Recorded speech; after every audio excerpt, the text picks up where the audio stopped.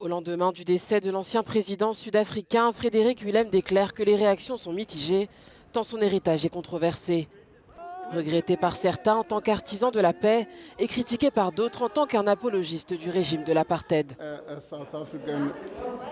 Il était un patriote sud-africain qui a pris des décisions audacieuses à un moment critique de notre histoire. Et je pense que tout le monde pleure sa disparition à un tel moment. De Klerk was unrepentant. De Klerk ne se repentait pas et même quand nous lui avons dit que l'apartheid était un crime contre l'humanité, il a fait semblant de ne pas savoir. Et finalement, il va rencontrer son créateur qui lui dira que l'apartheid est un crime contre l'humanité.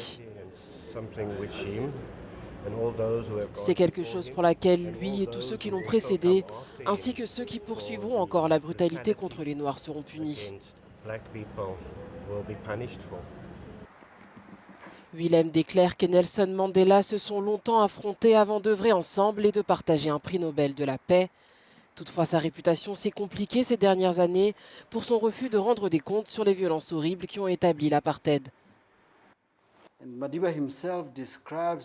Madiba lui-même décrivait leur relation comme ayant été difficile. Mais même si elle était difficile, ils avaient un but et ils avaient besoin de l'atteindre. Ensuite, ils ont essayé d'y parvenir et de créer une nation unie dans sa différence.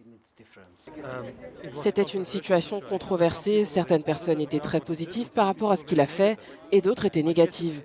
L'histoire et le temps finiront par juger son héritage. Une vidéo posthume de Frédéric Willem déclare que s'excusant a été diffusée quelques heures après sa mort. Il dit s'excuser sans réserve auprès des Sud-Africains pour la douleur et l'indignité que l'apartheid a fait subir aux personnes de couleur.